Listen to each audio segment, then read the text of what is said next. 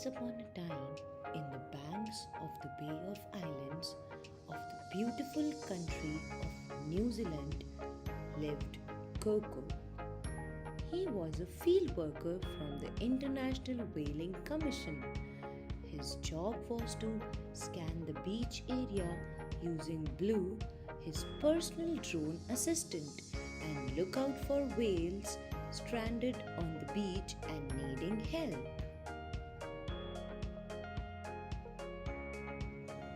Coco loved his job. Together with his team, Coco had saved hundreds of whales in the region. People used to call him the whale protector.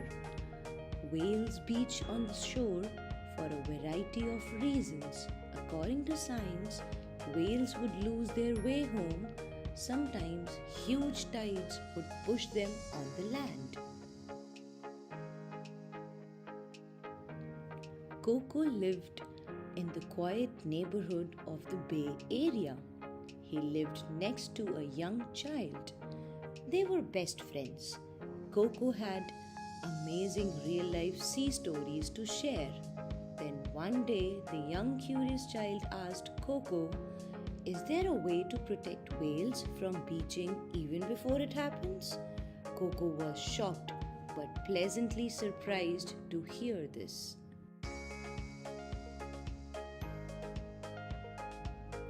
Coco couldn't sleep that night. The idea of saving all the whales from beaching refused to let him sleep. After a long night of deep thoughts, he fell asleep. Coco had a strange dream. He found himself at Adam's Rock, his favorite spot on the OK Bay beach. He met a mermaid and had an interesting conversation. Coco woke up quietly. It was 4 o'clock in the morning, still dark outside.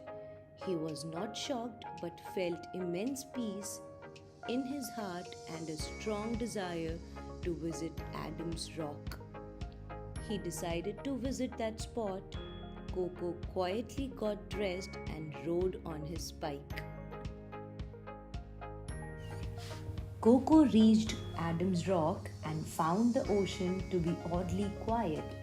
It was a beautiful dusk time with a clear sky and a serene view of our Milky Way galaxy. He stood there for a while and began thinking if he made a mistake coming up here. Suddenly, the ocean began to swirl and there was movement in the water. Coco got suspicious and looked closely at the water. A giant blue whale leaped out of the water along with a dolphin and a human-like figure. She was Talia, a beautiful red-haired mermaid with a face and hands like a human and a long slender tail like a fish. She greeted Coco. Coco was stunned. He had never seen or heard anything like this before. He was brave and greeted her back. Talia said, "Thank you, Coco, for your hard work in saving all the whales of the ocean. The ocean family is indebted to you and your selfless work and would like to support you in your work." She then offered Coco a beautiful glowing magical crystal.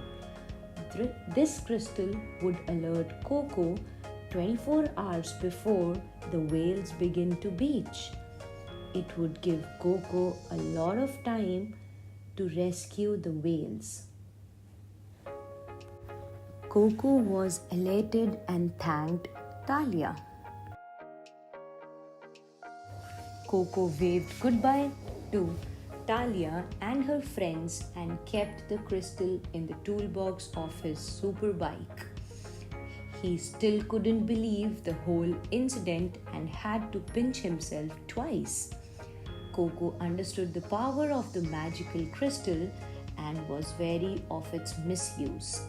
He had to protect it and use it for the right purpose only, to save the whales and the entire ocean family. He drove back home. As Coco took a turn, he saw two men standing on the side of the road. He slowed down, looked closely, and found a broken bike. The two men waved and gestured to Coco towards their bike, indicating they needed help. As careful and alert Coco was, he drove closer to them to understand their situation. They looked suspicious. When Coco reached closer, one of the men greeted him and explained that their bike had broken down and they needed some tools to repair their bike.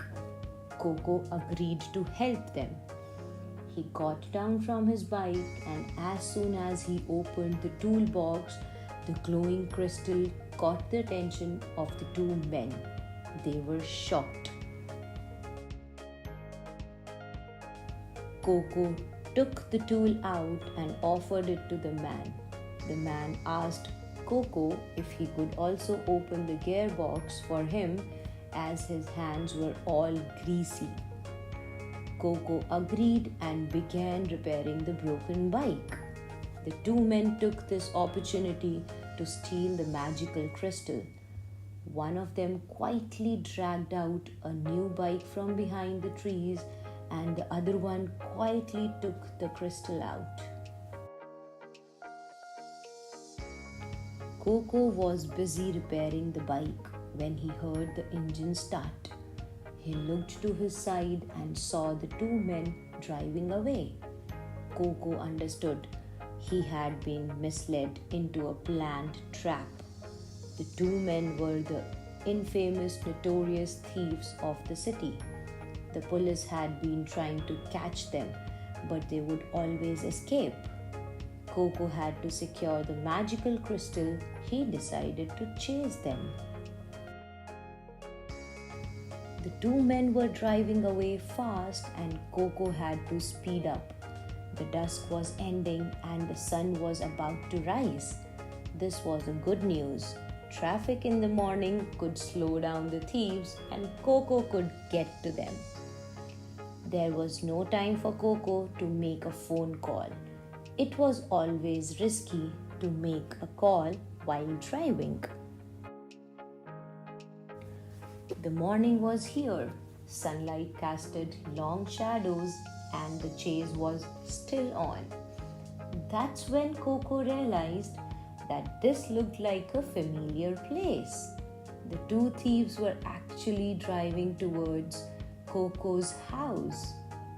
Just then, from a distance, Coco saw someone on the street and screamed for help. It was his little friend from the neighborhood. Coco was closing off with the two men but still needed some help. The young child could identify Coco now. He was chasing some bad people. Time was running out and the bikes were speeding away. Just then Coco screamed, "Use the fishing net and throw over them quickly!" The brave child understood Coco's plan and executed it to perfection. As soon as the two men came close by, the kid threw the abandoned fishing net onto them. It was a bullseye. The net completely took them by surprise and they got entangled. The bike was at high speed and lost its balance. The two thieves fell off their bike and the magical crystal popped out.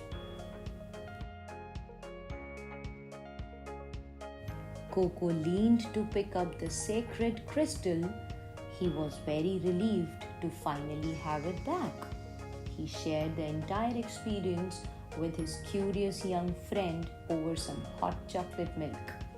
It was an amazing experience and they decided to meet Talia and her friends again.